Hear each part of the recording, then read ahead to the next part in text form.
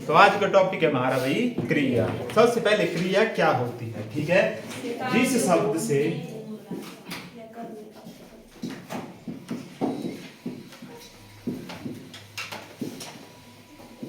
किसी काम के करने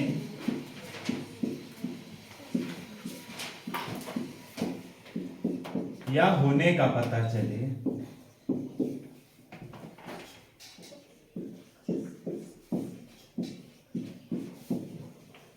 क्रिया कहलाते हैं।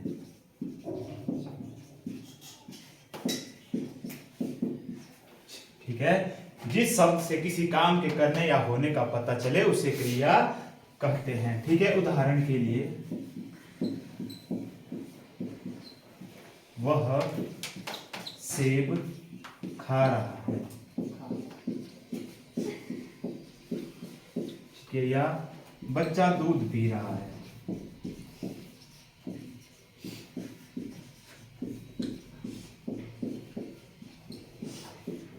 ठीक है, तो इसमें जो क्रिया है वो क्या है, खाना और पीना। ठीक है, बच्चा सेब खा रहा है तो इसमें होगी क्रिया खाना। ठीक है, और बच्चा दूध पी रहा है तो इसमें क्रिया क्या होगी, पीना। ठीक है, यहाँ पे क्या है, क्रिया है खाना। ठीक है, और यहाँ पे क्या है, क्रिया पीना। ठीक है, इससे हमें पता लग रहा है कि कार्य क्या हो रहा है। ठीक है, यहाँ पे खाने का कार्य हो रहा है, यहाँ पे पीने का कार्य हो रहा है। ठीक है, पर यहाँ पे देखो हमारे पास है शब्द सिर्फ खा और यहाँ पे है पी, पर आगे तो हम बोल रहे हैं कि क्रिया है खाना और यहाँ पे है क्रिया पीना। ये कैसे हो गया, ये शब्द हैं ये है हमारे पास धातु के शब्द। ठीक है, धातु आपने पढ़ी है, क्या होती है, पठ। ठीक है, पठ लिख वो सब होते हैं धातु शब्द, जो मूल शब्द होते हैं। उसमें प्रत्यय ना जोड़ने से वो क्रिया बन जाती है। ठीक है, जैसे था खा, हमने ना जोड़ा तो खाना बन गई क्रिया। ठीक है, था पी, हमने ना जोड़ा वो बन गई क्रिया। ठीक है, जैसे पढ़ होता है तो ना जोड़ा हमने तो वो क्रिया बन जाएगी। ठीक है, तो ये मूल शब्द होते हैं धातु के, इसमें जब हम ना प्रत्यय जोड़ते हैं तब क्रिया बन जाती है। अब उसके बाद लिखो भाई धातु क्या होती है।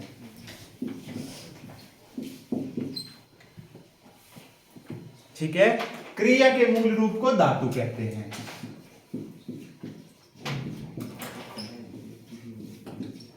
क्रिया के मूल रूप को धातु कहते हैं।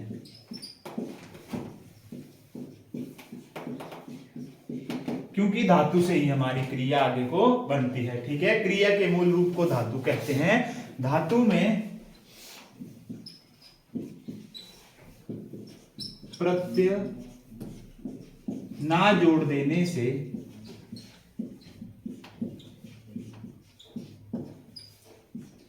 ठीक है, धातु में प्रत्यय ना जोड़ देने से क्रिया का निर्माण होता है।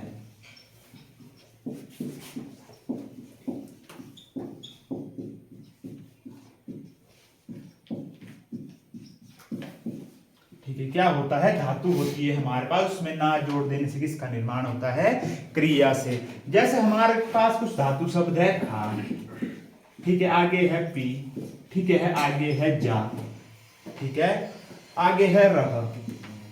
ये सब हमारे पास धातु शब्द हैं, मूल शब्द हैं। ठीक है, खा पी जा और रह। जब हम इन सब में ना जोड़ देंगे, जैसे खा में जोड़ दिया हमने ना तो ये बन गया खाना, यहाँ पे जोड़ दिया हमने ना ये बन गया पीना, यहाँ पे जोड़ दिया ना ये जाना और ये बन गया रहना। तो ये सारे सब क्या बन गए हमारे पास, ये क्रियाएं बन गई।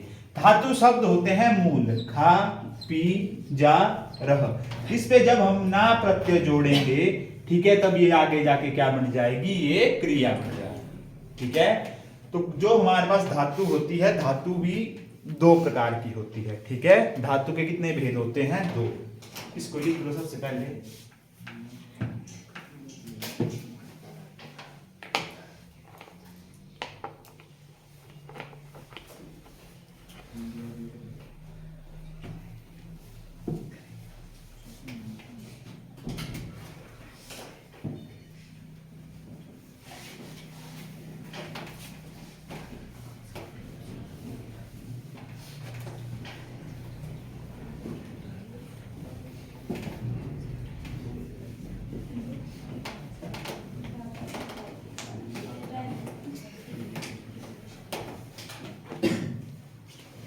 हमारे पास धातु, ठीक है, धातु दो प्रकार की होती है। पहली होती है हमारे पास मूल धातु, ठीक है, और दूसरी होती है हमारे पास यौगिक धातु।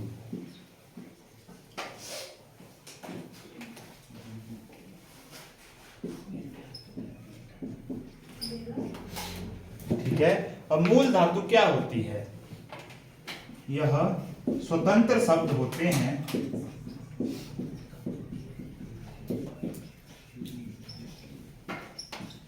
कैसे होते हैं भाई? स्वतंत्र शब्द होते हैं और किसी अन्य शब्द पर निर्भर नहीं करते,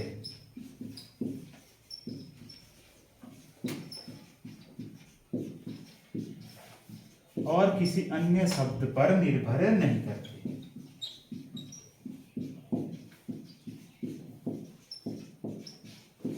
ठीक है, जैसे कौन कौन शब्द मैंने आपको बताया था? खा, ठीक है, जा, रह आदि, ये सब कैसे होते हैं? भी मूल धातु शब्द होते हैं। ठीक है, अब इन पर देखो कोई और शब्द से क्या फर्क पड़ेगा इन पर, ये तो शब्द ऐसे ही हैं। ठीक है, उसके बाद आती है दूसरी जो होती है यौगिक धातु।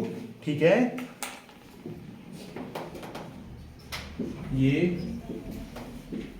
संज्ञा या सर्व विशेषण पर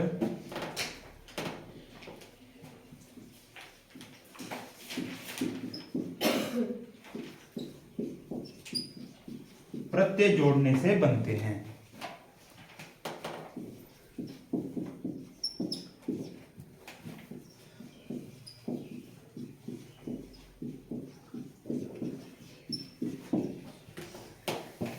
ठीक है, ये संज्ञा या विशेषण शब्द पर प्रत्यय लगाकर बनाई जाती है। ठीक है, ये होते हैं धातु के दो प्रकार। पहली होती है हमारे पास मूल धातु, उसके बाद आती है यौगिक धातु। धातु से क्वेश्चन नहीं आते भाई, पर आपका पता होना जरूरी था। हम पढ़ रहे हैं क्रिया। ठीक है, उसके बाद आएंगे आपके पास क्रिया के भेद।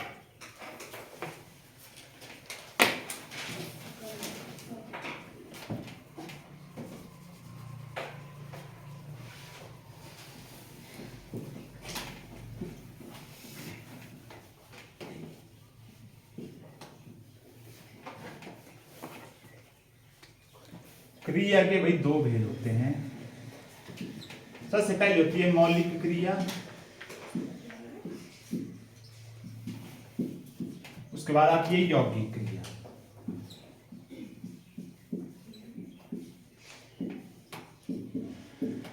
पहली होती है हमारे पास मौलिक क्रिया और दूसरी होती है यौगिक क्रिया। जो हमारे पास यौगिक क्रिया होती है आगे जाके तीन भागों में और बंट जाती है।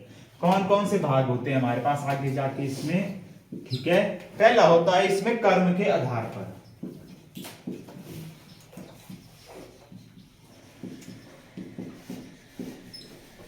ठीक है, उसके बाद आता है संरचना के आधार पर।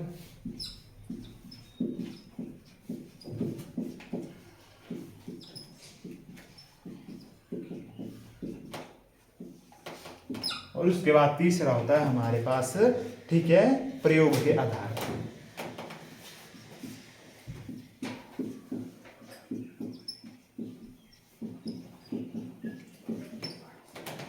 ठीक है, मौलिक क्रिया के हमारे पास आगे कोई भाग नहीं होते, हमारे पास होते हैं यौगिक क्रिया के भाग। पहला होता है कर्म के आधार पर, फिर संरचना के आधार पर, तीसरा होता है प्रयोग के आधार पर। ठीक है, जो कर्म के आधार पर होती है ये आगे जाके दो भागों में बढ़ जाती है। एक होती है सकर्मक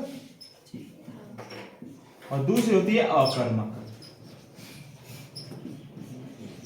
ठीक है, पहली होती है सकर्मक, दूसरी होती है अकर्मक। ठीक है, और सबसे ज्यादा क्वेश्चन इन दोनों से आते हैं, मतलब कर्म के आधार पर जो क्रिया होती है उससे सबसे ज्यादा क्वेश्चन बनते हैं, सकर्मक और अकर्मक से। ठीक है, और जो सकर्मक होती है ये भी आगे को दो भागों में बढ़ जाती है। ठीक है, पहले होती है एक कर्मक, ठीक है, उसके बाद दूसरी होती है द्विकर्मक, और हमारे पास अकर्मक क्रिया के कोई भाग आगे को नहीं होते। ठीक है, उसके बाद आ जाएगी हमारे पास संरचना के आधार पर। ठीक है, तो ये होती है सबसे पहले संयुक्त क्रिया, संरचना के आधार पर।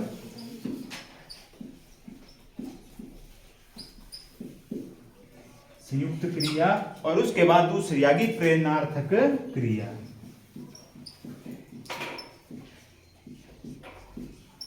संयुक्त क्रिया और प्रेरणार्थक क्रिया। उसके बाद आ जाएगी हमारे पास तीसरी यानी प्रयोग के आधार पर। ठीक है, प्रयोग के आधार पर सबसे पहले होती है हमारे पास पूर्वकालिक क्रिया, मतलब जिसका यूज पास्ट में करते हैं हम, पूर्वकालिक क्रिया। ठीक है, उसके बाद आती है तत्कालिक,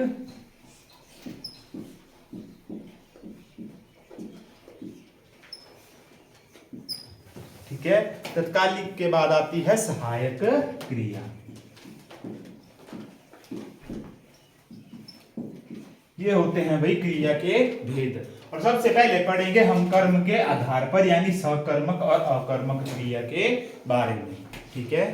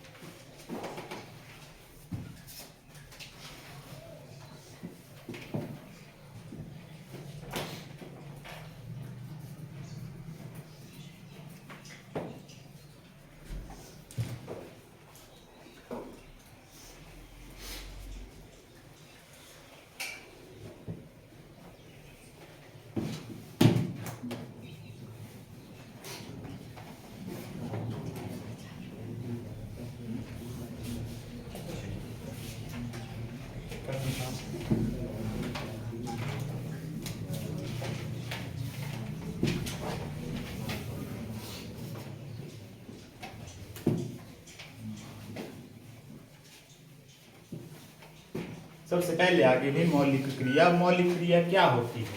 ठीक है, सिंपल डेफिनेशन है इसकी कि मूल धातु से बनी क्रिया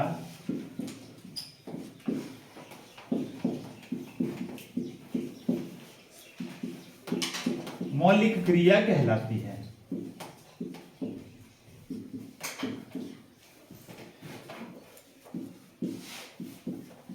मूल धातु से बनी क्रिया मौलिक क्रिया कहलाती है।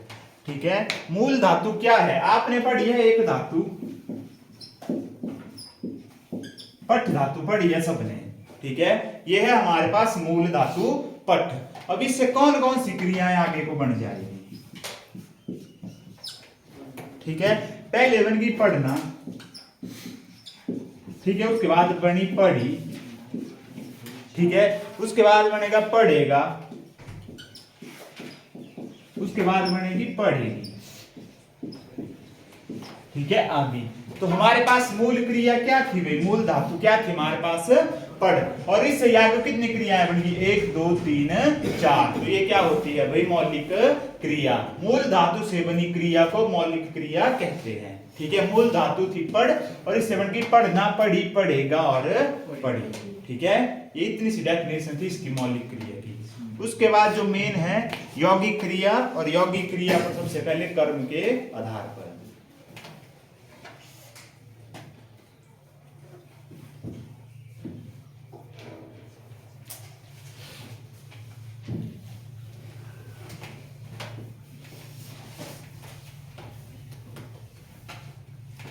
उसके बाद आएगी यौगिक क्रिया।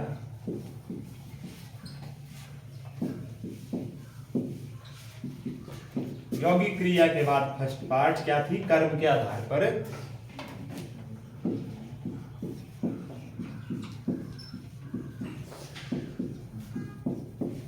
और कर्म के आधार पर सबसे पहले आ जाएगी हमारे पास सकर्मक क्रिया। ठीक है, क्या आ जाएगी? सकर्मक क्रिया।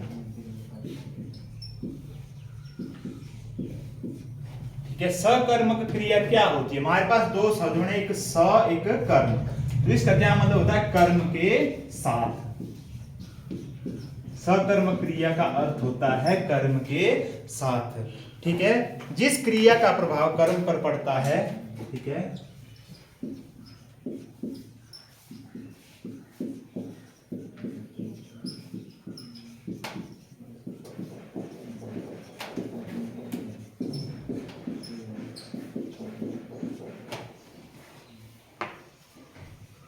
या जो क्रिया कर्म के साथ होती है,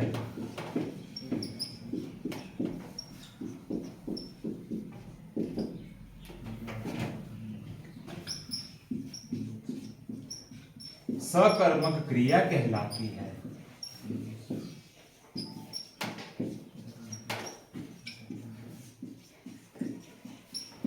ठीक है, जिस क्रिया के साथ कर्म आता है वो कहलाती है सकर्मक क्रिया। ठीक है, आपने आगे ब्रैकेट में लिख लेना है हाईलाइट करके। ठीक है, किसको और क्या प्रश्न का उत्तर मिलता है, किसको या क्या प्रश्न का उत्तर।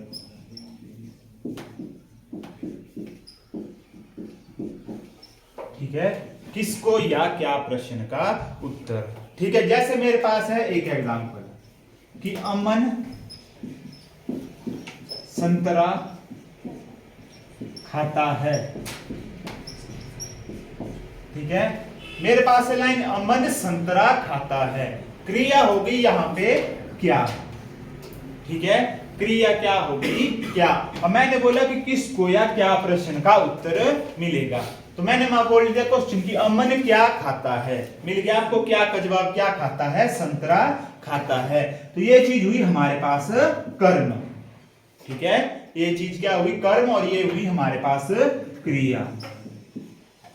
ठीक है, कर्म, अमन संतरा खाता है। अगर मैं प्रश्न पूछूंगा कि अमन क्या खाता है, तो आपके पास जवाब होगा कि क्या खाता है, अमन संतरा खाता है। ठीक है, इतनी सी बात याद रखनी, जिस लाइन में भी आपको किसको या क्या प्रश्न का उत्तर मिलेगा, बस वो क्या होती है हमारे पास सकर्मक क्रिया। ठीक है, जैसे अगली लाइन है, राधा ने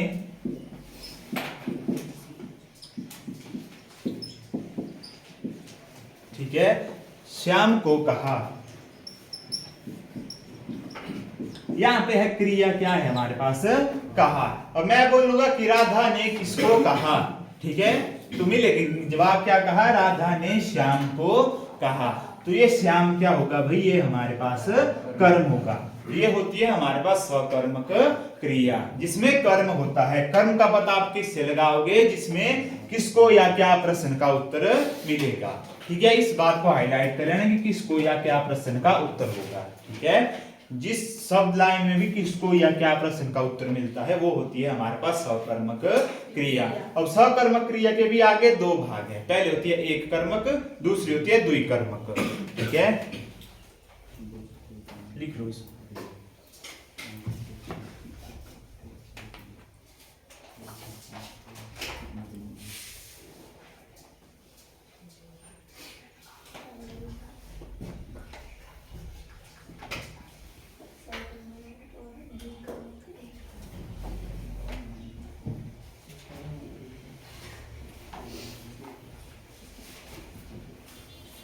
ठीक है, सकर्मक क्रिया के बताए थे मैंने आपको दो भाग, पहला था एक कर्मक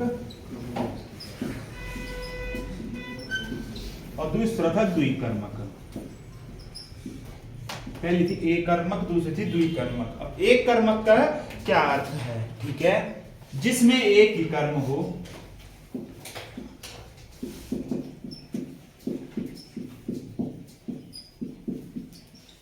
मतलब जिसमें सिर्फ आपको या तो किसको का जवाब मिलेगा या क्या का जवाब मिलेगा। ठीक है, जिस लाइन में भी आपको या तो किसको का जवाब मिले या क्या का जवाब मिले वो होती है एक कर्मक क्रिया। ठीक है, जैसे एग्जाम्पल है इसका, शिक्षक ने पाठ पढ़ाया।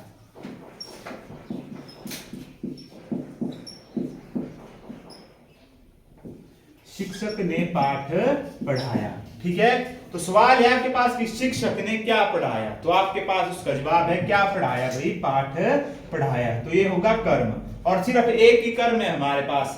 ठीक है, सिर्फ हमें क्या का जवाब मिल रहा है कि शिक्षक ने क्या पढ़ाया, सिर्फ पाठ पढ़ाया, और पढ़ाया हमारे पास क्रिया है।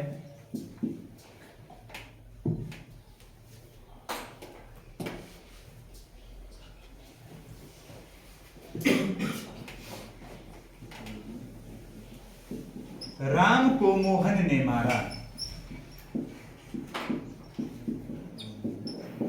तो जो मारा शब्द है हमारे पास क्रिया है। अब मैं पूछूंगा कि राम को किसने मारा, ठीक है, तो क्या आया, किसको मारा, तो फिर मोहन को मारा। तो इसमें देखो हमारे पास एक ही कर्म है, कौन है, ऊपर पाठ है नीचे मोहन है। ये होती है हमारे पास एक कर्मक क्रिया, सीधी भाषा में, जिसमें या तो किसको का जवाब मिले या क्या का जवाब मिले, वो होती है हमारे पास एक कर्मक क्रिया। दूसरी आती है द्विकर्मक क्रिया, जिसमें दो कर्म हो, जिसमें कितने कर्म हो, दो कर्म हो, अर्थात हमें किसको का भी जवाब मिलेगा और क्या का जवाब भी मिलेगा, हमें दोनों प्रश्नों का उत्तर मिलेगा। उदाहरण के लिए, शिक्षक ने बच्चों को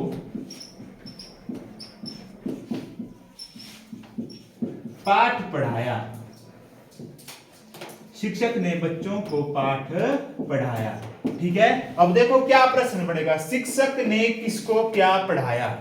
ठीक है, तो मिला दोनों का जवाब, पहला किसको का जवाब मिला हमने कि बच्चों को क्या पढ़ाया, तो पाठ पढ़ाया, तो हुए ना दो कर्म, पहले बच्चा दूसरा पाठ, तो ये होती है द्विकर्मक क्रिया, जिसमें हमें किसको का भी और क्या का भी जवाब मिले, वो होती है द्विकर्मक क्रिया, क्योंकि दो कर्म है, बच्चा भी है हमारे पास और पाठ भी है, क्योंकि हमारे पास किसको का जवाब भी मिल रहा है और क्या का जवाब भी मिल रहा है। अगला है मोहन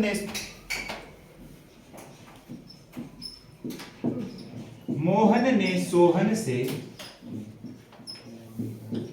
एक बात कही,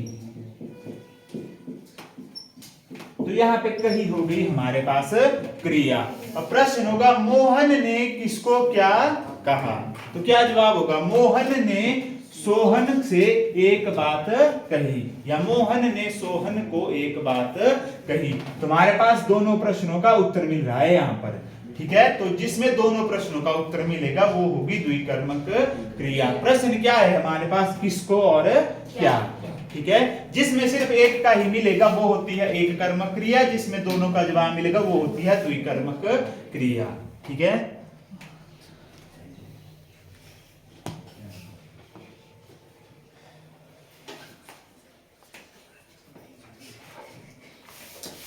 उसके बाद आ जाएगी दूसरी अकर्मक क्रिया।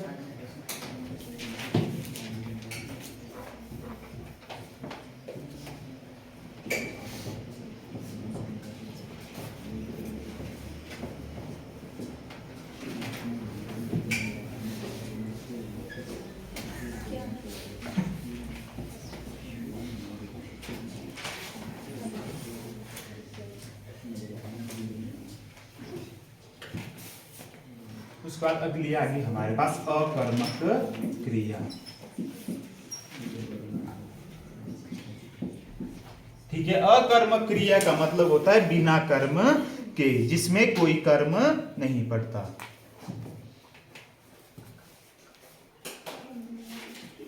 आगे लिखना कि न कर्म। ठीक है, जिस क्रिया का प्रभाव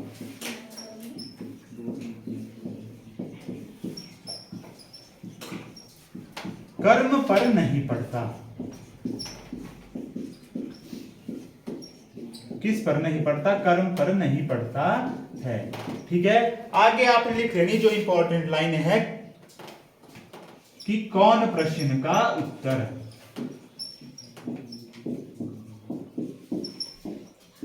किसका उत्तर मिलेगा आपको, कौन प्रश्न का उत्तर मिलेगा। ठीक है, जैसे उदाहरण है बच्चा रात को रोता है।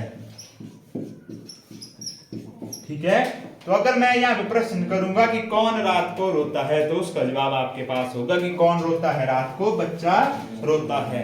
तो ये कौन सी होगी, अकर्मक क्रिया। ठीक है, दूसरा सवाल पूछूंगा मैं कि पक्षी आकाश में उड़ते हैं।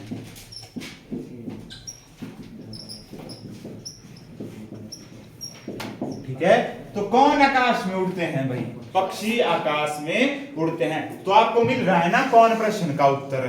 ठीक है, तो जिस लाइन में भी आपको कौन प्रश्न का उत्तर मिलेगा वो होगी हमारे पास अकर्मक क्रिया।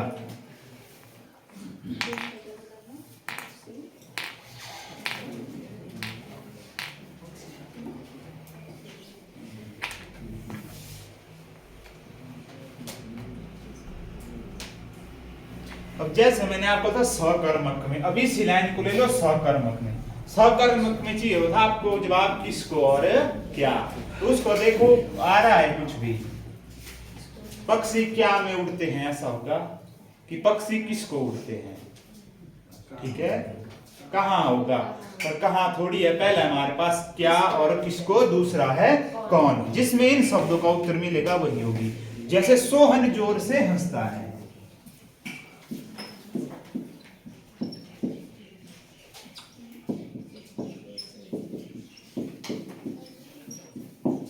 तो कौन जोर से हंसता है भाई, सोहन जोर से हंसता है। और इस क्रिया में जो सारा प्रभाव पड़ता है वो कर्म पर पड़ता है। कर्म होता है जो काम करता है, यहाँ पे काम कौन कर रहा है, सोहन काम कर रहा है। यहाँ पे रो कौन रहा है, बच्चा रो रहा है, तो यहाँ पे कर्ता कौन है भाई, बच्चा, पक्षी और सोहन, ठीक है। तो ये होती है अकर्मक क्रिया, ठीक है, सकर्मक और अकर्मक, दो क्रियाएं करवाई आपको, इससे आगे कर्म करेंगे।